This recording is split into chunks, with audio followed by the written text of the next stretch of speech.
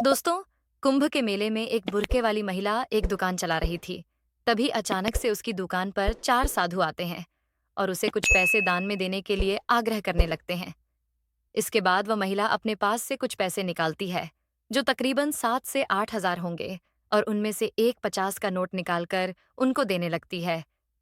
इसके बाद वह साधु और पैसे उसे देने के लिए आग्रह करते हैं, लेकिन वह महिला कहती है कि नहीं बाबा, ये पैसे मैंने किसी और काम के लिए रख रखे हैं, तो इनको मैं आपको नहीं दे सकती। इसके बाद उन साधुओं में से एक साधु उसके हाथों को पकड़ लेता है और दूसरा साधु उसके मुंह को बंद कर लेता है, और जो और साधु थे वह उसके हाथों में उन पैसों को छीनकर वहां से जाने लगते हैं। लेकिन तभी अचानक से कुछ साधु एकत्रित होते हैं और उन चारों साधुओं को पकड़ लेते हैं। कौन थे साधु और किस वजह से यह महिला यहाँ पर बुर्के में दुकान लगा रही थी? पूरी कहानी की सच्चाई जानने के लिए वीडियो को अंत तक जरूर देखें। बिहार के अंदर दो पति पत्नी रहा करते हैं।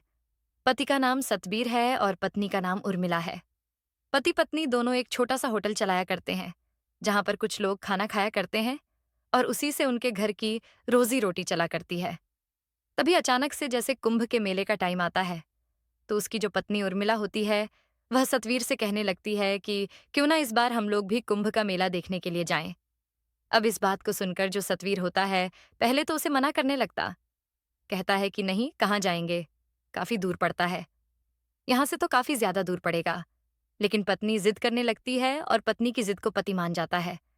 उसके बाद दोनों पति पत्नी फैसला करते हैं कि इस बार कुंभ के मेले में जाकर अपना छोटा सा होटल खोलेंगे, जिस होटल से उनको कमाई भी हो जाएगी, और जैसे ही मेला चलेगा तो उस टाइम पर वह मेले के अंदर घूम भी लेंगे।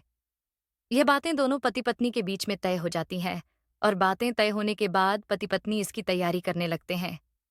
उसके बाद वह वहां से कोई जरूरी सामान लेते हैं और सारे सामान को लेकर सीधे कुंभ के मेले में जाते हैं, जहां पर कुंभ के मेले का आयोजन हुआ था। वहां पर जाने के बाद वह फॉर्मेलिटी पूरी करते हैं, और फॉर्मेलिटी पूरी करने के बाद कुंभ के मेले के अंदर एक छोटा सा भोजनालय अपना तैयार कर लेते हैं, जिसके अंदर रहकर वह कुंभ के मेले में पैसा कमाना चाहते थे और साथ में कुंभ के मेले में घूमना भी चाहते थे। वहां पर आकर उसकी पत्नी उर्मिला होती है। वह बड़ी खुश होती है और सोचती है कि चलो, इस बार तो मैं कुंभ का मेला देख लूंगी। न जाने जिंदगी में कभी मौका मिलता या नहीं मिलता। यही सोचकर पत्नी काफी ज्यादा उत्सुक थी मेले को देखने के लिए। तो मेले की तैयारी होते हुए इधर उधर देख रही है कि कोई क्या कर रहा है, कोई क्या कर रहा है। इधर उसका पति सतवीर है, वह भोजनालय पर है और वहां पर काम धंधा देख रहा है। लेकिन तभी अचानक से उसके पास चार साधु आते हैं और आने के बाद उसे कुछ पैसे दान करने के लिए कहने लगते हैं। अब सतवीर, जो कि पूजा पाठ वाला आदमी था, तो वह अपने पर्स से 10 रुपये निकालता है और 10 रुपये निकालकर उन साधुओं को दे देता है। कहता है कि ये लो महाराज, मेरे पास इतने ही है। लेकिन साधु कहने लगता है कि बच्चा तो बहुत कम दान कर रहा है, ऐसा कैसे चलेगा? अगर तुम्हारी तरह ही सब लोग हमें 10 रुपये देने लगे तो हमारा तो गुजारा ही नहीं होगा, तो आपको और भी पैसे दान करने चाहिए। इसके बाद जो सतबीर होता है थोड़ी देर तक सोच विचार करता है, और सोच विचार करने के बाद अपने पास से 50 रुपये निकालता है। उन पैसों में से जो पैसे उसने आज का सामान खरीदने के लिए रख रखे थे, वह लगभग 10 से 12 हजार रुपए थे, और वहीं उनकी जमा पूंजी थी यहाँ के लिए, क्योंकि जितना भी पैसा और उनके पास था वह सारा पैसा इंतजाम करने में खर्च हो गया था। केवल यही पैसे बचे थे जिनसे रोज सामान लाया करेंगे और सामान बेच बेच कर और पैसे कमाया करेंगे। आप जैसे ही साधु से पैसों की गद्दी को देखते हैं तो एकदम से हरकत में आते हैं, और एक साधु उनमें से सतबीर के हाथ पकड़ लेता है और दूसरा साधु उसके मुंह को बंद कर देता है। जो दो साधुओं और बच गए थे, वो दोनों मिलकर उसकी दुकान में से जो गल्ले में पैसे पड़े हुए थे उन्हें, और साथ में उसे के हाथ में जो गद्दी थी जिन पैसों से वह सामान लाने वाला था, उनको छीन लेते हैं और उसे धक्का देकर दुकान में गिराकर वहां से भाग जाते हैं।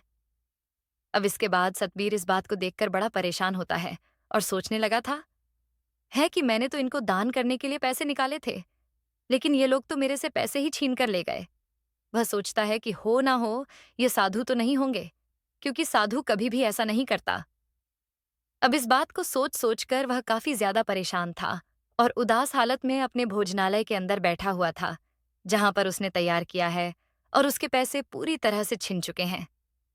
थोड़ी देर में उसकी पत्नी उर्मिला, जो मेले की व्यवस्था को देख रही थी, काफी देर से वापस अपने भोजनालय पर आती है, लेकिन यहाँ पर अपने पति का उदास चेहरा देखकर बड़ी परेशान हो जाती है, भावुक हो जाती है और उसे पूछने लगी कि तुम इस तरह से क्यों बैठे हुए हो। तो उसके बाद उसका पति सतवीर उसे बता देता है कि इसी तरह से 4 साधु आए थे और उन्होंने मेरे सारे पैसे छीन लिए और यहाँ से भाग गए। ऐसा कहते हुए जो सतबीर होता है, उसकी आंखों से आंसू टपकने लगते हैं और अपने पति को रोता हुआ देखकर उर्मिला भी फूट-फूट कर रोने लगती है। थोड़ी देर तक माहौल गमगीन हो जाता है, लेकिन उसके बाद दोनों हिम्मत करते हैं और आपने अपने आंखों के आंसुओं को पहुंचते हैं। तभी जो और उर्मिला है, वह कहने लगती है कि अगर ऐसा हुआ है, तो तुम्हें पुलिस में कंप्लेंट करनी चाहिए और उन साधुओं को पुलिस वाले ज़रूर से ढूँढ लेंगे और हमारे पैसे वापस लौटा देंगे। यह सोचकर सतबीर भी सोचता है कि हाँ, हो सकता है, क्योंकि वहाँ पर पुलिस का प्रबंध काफ़ी अच्छा था, तो पुलिस वालों से वह इस शिकायत को करना चाहता है।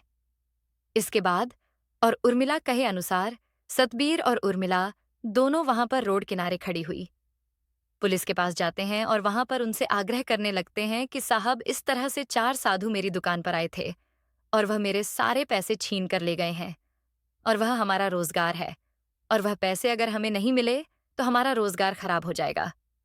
लेकिन जो पुलिस वाले होते हैं वह उनकी एक बात नहीं सुनते हैं और कहते हैं कि इतने पैसे एक साथ रखने की जरूरत क्या थी और तुम लोगों ने उनको पैसे दिखाए क्यों। अब यह बात सुनकर जो सतबीर है वह उदास सा हो जाता है और कहने लगता है कि साहब हम बहुत दूर से आए हैं और यहाँ पर आकर हमने ढाबा लगाया है। अगर आपने हमारे पैसे नहीं ढूंढे तो हम लोगों को मजबूरन यहाँ से वापस जाना पड़ेगा और हमारा बहुत ज्यादा नुकसान हो जाएगा। लेकिन पुलिस वाला उनकी एक बात नहीं सुनता है और कह देता है कि अब इसमें कुछ नहीं हो सकता। यहाँ पर करोड़ों की संख्या में साधु आए हैं और इनमें से मैं कहाँ से ढूंढूं उन साधु को जो तुम्हारे पैसे छीन कर ले गए हैं। ऐसा कहते हुए उनसे मना कर देता है और जो सतबीर और उर्मिला होते हैं वहां से वापस जाने लगते हैं। लेकिन तभी अचानक से एक लाल बत्ती की कार आती है जिसमें एक बड़े अधिकारी थे और जैसे ही वह बड़े अधिकारी आते हैं तो फौरन से जितने भी पुलिस वाले ऐसे इधर उधर आलस्य में पड़े हुए थे वो एकदम से टेंशन में हो जाते हैं और आते ही उनको सल्यूट मारने लगते हैं। और जब सतबीर और उर्मिला देखते हैं कि यह तो कोई बड़ू अधिकारी है तो वह सोचते हैं कि क्यों ना अपनी फरियाद इनके पास ले जाई जाए, हो सकता है यह हमारे पैसों को लौटा दें। इसके बाद सतबीर और उर्मिला वहां पर जाते हैं और बड़े अधिकारी के पास और वहां पर जाकर उन्हें अपनी समस्या के बारे में बताते हैं। जो बड़े अधिकारी थे वह भी गरीब घर से बिलोंग किया करते थे, लेकिन मेहनत करने के बाद वह बड़े अधिकारी बन गए थे। तो वह जानते हैं कि गरीबी क्या चीज होती है और इन लोगों की आंखों में उन्हें सच्चाई साफ साफ दिखाई दे रही थी। इसके बाद जो बड़े अधिकारी होते हैं वह कहते हैं कि आप चिंता मत करो, आपका जितना भी नुकसान हुआ है उसकी भरपाई तो हो जाएगी, लेकिन उन लोगों को हम नहीं ढूंढ सकते। क्यों? यहाँ पर ढेर सारे साधु हैं और उनमें से हम कैसे ढूंढेंगे जो बड़ा अधिकारी होता है। अपने पास से लगभग 14,000 रुपए निकालता है और निकालकर उन्हें दे देता है। कहता है कि ये लो, अपना काम करो और आगे से सावधान रहना। कोई भी कैसी भी दिक्कत हो तो पुलिस आपकी सेवा के लिए है, आप उन्हें बता देना। लेकिन तभी वे लोग बताते हैं कि पुलिस को तो हमने बताया था साहब, इन्होंने हमारी इस बात पर कोई भी गौर नहीं की। इसके बाद जो बड़े अधिकारी होते हैं वह कहने लगे कि किससे कहा था, तो वह बता देते कि हमने इन साहब से कहा था। तो बड़े अधिकारी उस पुलिस वाले को वहां पर बुलाते हैं, लेकिन पुलिस वाले का यही कहना था कि साहब इतने सारे साधु हैं तो इनमें से उन साधुओं को कैसे ढूंढा जाए। इस बात को सुनकर जो बड़ा अधिकारी होता है वह भी शांत हो जाता है और उसे कह देता है कि ठीक है, कोई बात नहीं, हम इस बात पर अपने आप काम कर लेंगे, आप यहां से चले जाओ। वहां से वह जो पति पत्नी थे वे अपने भोजनालय पर चले जाते हैं और वहां पर आगे का अपना काम देखने लगते हैं। वह बड़े अधिकारी को भगवान का रूप बताते हैं और कहते हैं कि ऐसे होने चाहिए। असलियत में पुलिस वाले जिन्होंने फट से हमारी मदद कर दी और हमारा अब यहाँ का रोजगार भी अच्छी तरह से चल जाएगा और हमारा कोई नुकसान भी नहीं हुआ है।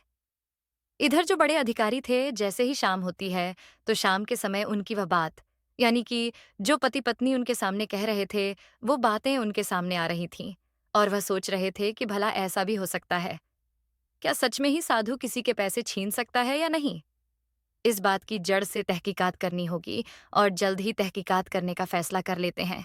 यही सोचकर जो बड़े अधिकारी होते हैं रात में ही एक महिला पुलिस वाले से बात करते हैं और उससे कहते हैं कि कल मुझे कुछ काम है और उसके लिए तुम सुबह-सुबह मेरे पास जल्दी आ जाना। महिला पुलिस वाली उनका आदेश मानती है और आदेश मानने के बाद दूसरे दिन सुबह-सुबह उनके पास पहुंच जाती है। जो बड़े अधिकारी होते हैं, उसके को पूरा मामला समझाते हैं और कहते हैं कि देखो, ये ऑपरेशन हमें चुपचाप करना होगा, क्योंकि हो भी सकता है कि पुलिस वाले ऐसे साधुओं के साथ मिले हुए हों, क्योंकि उन्होंने उस पर कोई भी कार्रवाई नहीं की थी। तो जब महिला पुलिस वाली होती है, वह बड़े अधिकारी का कहा मानती है और पूछती है कि साहब कैसे-कैसे करना है। तो जो बड़ा अधिकारी होता है, वह कहता है कि इसके लिए पहले थोड़ी-सी तहकीकात करनी है और इस तरह की तहकीकात करने के लिए वह उसी गरीब व्यक्ति के भोजनालय पर चला जाता है, जिसके साथ यह लूटपाट हुई थी।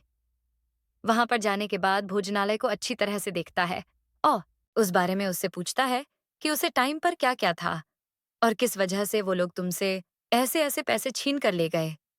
वह पूरी घटना का ब्यौरा देता है और वह भोजनालय जो था, वो थोड़ा-सा हटके था, यानी कि वहां पर ज्यादा भीड़-भाड़ नहीं थी।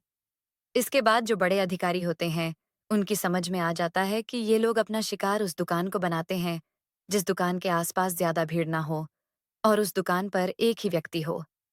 इसके बाद एसपी साहब वहां पर एक ऐसी दुकान देखने लगते हैं, जो दुकान एकांत में हो और वहां पर ज्यादा भीड़-भाड़ ना हो, तो उन्हें एक दुकान एकांत में मिल जाती है, जो कि एक मुस्लिम व्यक्ति की थी। मुस्लिम व्यक्ति वहां पर कुछ कॉस्मेटिक का सामान बेच रहा था और इस दुकान को जब बड़े अधिकारी देखते हैं, तो वह वे एकदम से इन्हें परफेक्ट लगती है।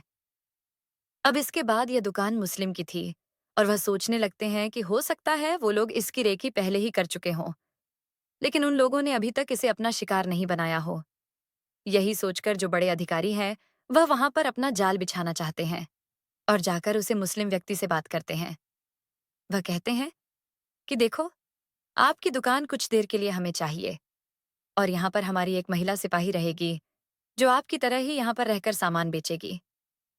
दुकान वाला भी मान जाता है, क्योंकि ये बहुत बड़े अधिकारी थे और उसकी बातों को मानकर उन्हें दुकान देने के लिए तैयार हो जाता है। अब मुस्लिम व्यक्ति की दुकान होने की वजह से जो बड़े अधिकारी होते हैं, वो महिला पुलिस वाले को बुर्का पहना देते हैं और कहते हैं कि अगर कोई पूछे कि तुम यहाँ पर काम क्यों कर रही हो, तो कह देना कि पिताजी की तबीयत खराब है और इसी वजह से मैं यहाँ पर काम कर रही हूँ। महिला सिपाही ने बुर्का पहन लिया था और बुर्का पहनने के बाद वह दुकान पर काम करने लगती है।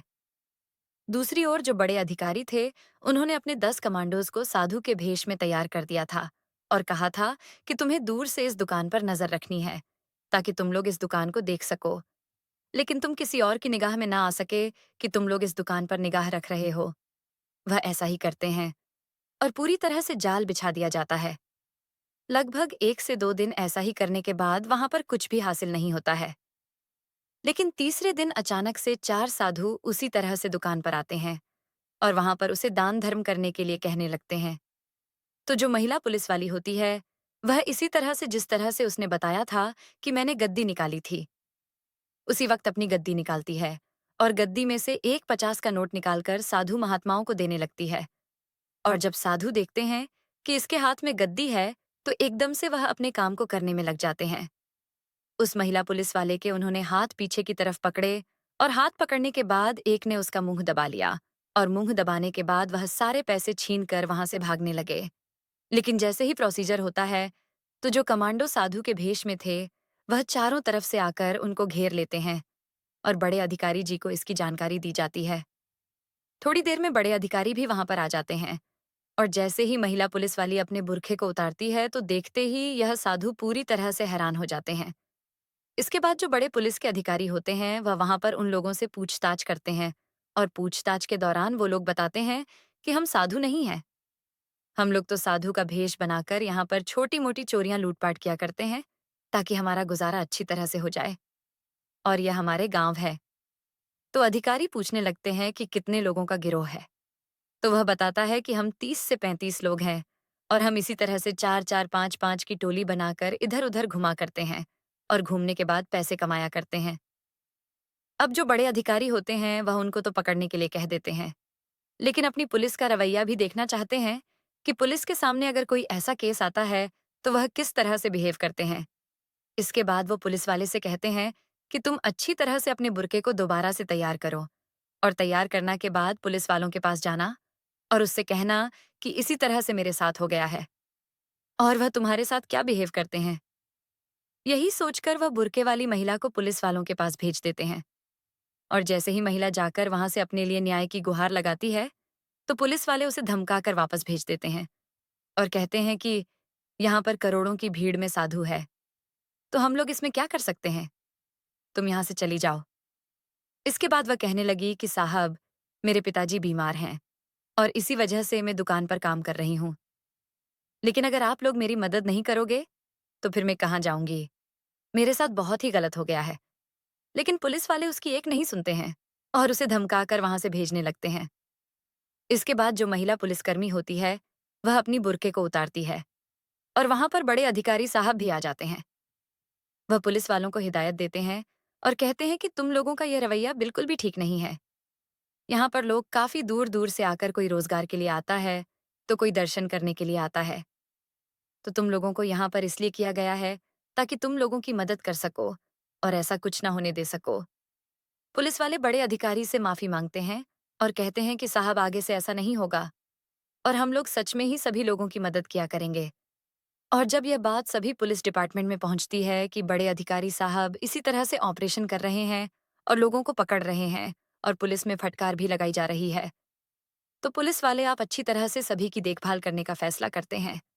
और कोई भी जरा सी बात किया करता तो वहां पर उसके साथ जाकर उसकी समस्या का निवारण करने की कोशिश करते हैं। इधर जो बड़े अधिकारी होते हैं, उन 4 लुटेरों की मदद से उन सभी लुटेरे को पकड़ लेते हैं, जो लुटेरे वहां पर काम कर रहे थे, और इसी तरह से इस मेले के अंदर हो रही लूटपाट को कम करने का फैसला करते हैं। इधर यह खबर जैसे ही सतबीर और उसकी पत्नी के पास पहुंचती है, किसी तरह से पुलिस वालों ने उनको पकड़ लिया है और पकड़ने के बाद उनके गिरोह को भी पकड़ लिया है। तो उन लोगों को इस बात की बड़ी शांति होती है और वो लोग सोचने लगते हैं कि पुलिस में सभी लोग एक साथ नहीं हुआ करते। कुछ ऐसे अधिकारी भी होते हैं जो हमारे लिए बहुत कुछ करते हैं। दोस्तों, ये थी आज की कहानी। आपको इससे क्या सीख मिली है? आप लोग कमेंट करके अवश्य बताइएगा। अगर कहानी आपको जरा भी पसंद आई हो तो हमारे YouTube चैनल को सब्सक्राइब कर लीजिए और वीडियो को भी एक लाइक कर दीजिए। मिलते हैं फिर से एक नई और इंटरेस्टिंग कहानी के साथ। तब तक के लिए धन्यवाद।